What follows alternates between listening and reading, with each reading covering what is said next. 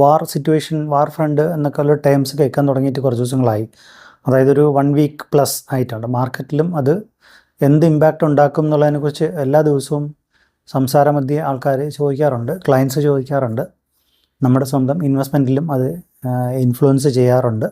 അപ്പോൾ ശരിക്കും പറഞ്ഞാൽ ഇതിനേക്കാൾ വലിയ സീരിയസ് ആയിട്ടുള്ള ഇഷ്യൂസ് ലോകത്തും ഇന്ത്യക്കകത്തും പാർലമെൻറ്റ് അറ്റാക്ക് നടക്കുന്ന സമയത്തും മുംബൈ അറ്റാക്ക് നടക്കുന്ന സമയത്തും അങ്ങനെ പല സിറ്റുവേഷൻസിലും നമ്മുടെ മാർക്കറ്റ് വളരെ സീരിയസ് ആയിട്ട് അതിനെ കണ്ടിട്ടില്ല, അല്ലെങ്കിൽ റിയാക്ട് ചെയ്തിട്ടില്ല. അപ്പോൾ അങ്ങനെ വരുന്ന അവസരങ്ങളിൽ ചെറിയൊരു ഡിസ്കൗണ്ട് കിട്ടിയാൽ തന്നെയും അത് ബൈ ചെയ്യാനായിട്ടുള്ള അവസരമായിട്ടാണ് ഇൻസ്റ്റിറ്റ്യൂഷൻസ് കാണാറുള്ളത്. റീറ്റെയിൽ ഇൻവെസ്റ്റേഴ്സ്, സാധാരണ നമ്മളെപ്പോലെ റീറ്റെയിൽ ഇൻവെസ്റ്റേഴ്സാണ് ഇതിനെ ഭയങ്കര സെൻസിറ്റീവായിട്ട് അതിനെ കണ്ടിട്ട് വിറ്റ് മാറണോ, അത് മാർക്കറ്റ് അങ്ങ് തകർന്നടിഞ്ഞു പോകുമോ എന്നൊക്കെയുള്ളൊരു തോന്നലിൽ എക്സിറ്റ് ചെയ്ത് ഓടുന്നത്. ഇങ്ങനെ ഇറങ്ങുന്ന സമയത്ത് ഇപ്പം ഒരു എക്സാമ്പിൾ പറഞ്ഞാൽ നമുക്ക് ടാറ്റ മോട്ടോഴ്സ് 1100 നിന്ന് താഴെ പോന്നു, ഒരു 600 തൊട്ട് താഴെ വന്നിട്ട് അതവിടെ നിന്ന് പിന്നെ തിരിച്ച് കയറാൻ തുടങ്ങി. 100 രൂപയ്ക്ക് മുകളിൽ 100-150 രൂപയോളം ഇപ്പോൾ വന്ന ലോയിൽ നിന്ന് തിരിച്ച് റിക്കവർ ചെയ്തിട്ടുണ്ട്.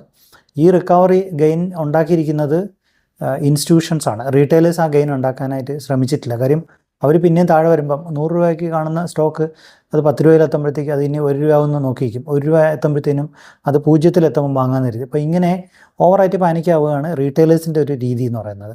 ഇപ്പോൾ ഈ വാർ സിറ്റുവേഷൻ വന്നതുകൊണ്ട് നമ്മുടെ ഇന്ത്യൻ മാർക്കറ്റിന് എന്ത് സംഭവിച്ചു എന്ന് ചോദിച്ചു കഴിഞ്ഞാൽ, അങ്ങനെ നമ്മൾ വിചാരിക്കുന്ന പോലെ സീരിയസ് ആയിട്ട് അതിനെ എടുക്കേണ്ട ആവശ്യമില്ല. ഇതൊരു ഓപ്പർച്യൂണിറ്റി ആയിട്ട് കണ്ട്, മീൻസ് ഇൻവെസ്റ്റ് ചെയ്യാനായിട്ട് ഒരു ഓപ്പർച്യൂണിറ്റി ആയിട്ട് കണ്ടിട്ട് ഇൻവെസ്റ്റേഴ്സ് അതിനെ ഫോക്കസ്ഡ് ആയിട്ട് അതിനകത്തൊരു ഗെയിൻ നമ്മൾ ഇൻവെസ്റ്റ് ചെയ്യുന്നതിൽ ഉണ്ടാക്കാനായിട്ടുള്ള ശ്രമത്തിൽ ആയിരിക്കണം ഉണ്ടാവേണ്ടത്. ബാക്കിയുള്ള കാര്യങ്ങളെല്ലാം അത് കൺസേൺഡ് ആയിട്ടുള്ള അതോറിറ്റീസ് ചെയ്തോളും. നമ്മളതിനെക്കുറിച്ച് ആലോചിച്ച് തലപുകഞ്ഞ് ടെൻഷനായി പാനിക്കായി എക്സിറ്റ് ചെയ്യേണ്ട ആവശ്യമില്ല എന്നുള്ളതാണ് സ്ട്രൈറ്റ് ആയിട്ട് പറയാനുള്ളത്.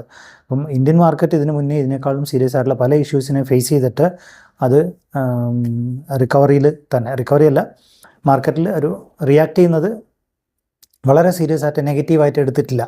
നെഗറ്റീവ് എന്ന് പറഞ്ഞാൽ ഗ്ലോബൽ എക്കോണമിക്ക് എന്തെങ്കിലും സംഭവിക്കുമ്പോൾ ചിലപ്പോൾ അത് സീരിയസ് ആയിട്ട് നമ്മളത് ഇൻഫ്ലുവൻസ് ചെയ്തിട്ടുണ്ട്, നമ്മളത് അറ്റൻഡ് ചെയ്തിട്ടുണ്ട്, അതിനനുസരിച്ച് റെസ്പോണ്ട് ചെയ്തിട്ടുണ്ട്.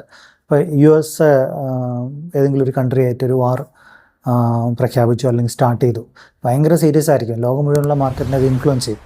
ഇപ്പോൾ റഷ്യ ഉക്രൈൻ ഒരു ഇഷ്യൂ വന്ന സമയത്തും മാർക്കറ്റ് സീരിയസ് ആയിട്ട് എടുത്തിട്ട് പെട്ടെന്നത് റിക്കവർ ചെയ്തു. അപ്പം മാർക്കറ്റിൽ ഗെയിൻ ഉണ്ടാക്കാൻ വേണ്ടിയിട്ടാണ് ഇൻവെസ്റ്റേഴ്സ് ശ്രമിക്കേണ്ടത്. അതിന് വേണ്ടിയിട്ടുള്ള അനാലിസിസ് അല്ലെങ്കിൽ ഗൈഡൻസ് എടുത്തിട്ട് ഇൻവെസ്റ്റ് ചെയ്തിട്ട് സ്റ്റേ ഇൻവെസ്റ്റഡ്. അപ്പോൾ നമുക്ക് ഈ പറഞ്ഞ സ്റ്റോക്സിൽ നേരിട്ട് ഇൻവെസ്റ്റ് ചെയ്യാൻ താല്പര്യമില്ലാത്ത അല്ലെങ്കിൽ റിസ്ക് എടുക്കാൻ പറ്റാത്ത ആൾക്കാരാണെങ്കിൽ അവർക്ക് they can invest through SIPs or lump sum. Mutual fund വഴി ഇൻവെസ്റ്റ് ചെയ്ത് കഴിഞ്ഞാൽ ആൾക്കാരനകത്ത് റിസ്ക് ഇല്ലാതെ റിസ്ക് കുറച്ചുകൂടെ ബാലൻസ്ഡ് ആയിട്ട് പോകാനായിട്ടുള്ള ശ്രമങ്ങൾ നടത്താം. അപ്പം സ്റ്റേ ഇൻവെസ്റ്റഡ് എന്നാണ് പറയാനുള്ളത്. വാർ ഒരു സൈഡിൽ കൂടെ നടക്കും, അല്ലെങ്കിൽ ഒരു സർജിക്കൽ സ്ട്രൈക്ക് നടന്നുകൊണ്ടിരിക്കും. നമ്മുടെ ഇക്കോണമി അതിൻ്റെ ഒരു ഗ്രോത്ത് ഫേസിൽ തന്നെ പൊയ്ക്കൊണ്ടേയിരിക്കും. അപ്പോൾ 3rd ലാർജസ്റ്റ് ഇക്കോണമിയിലേക്കുള്ളൊരു പ്രയാണത്തിലാണ് നമ്മുടെ ഇക്കോണമി. അതുകൊണ്ട് അതിന് വേണ്ടിയിട്ടുള്ള എക്സ്പെക്റ്റേഷൻസ് വെച്ച് നമുക്ക് ഇൻവെസ്റ്റ് ചെയ്യാവുന്നതേ ഉള്ളൂ.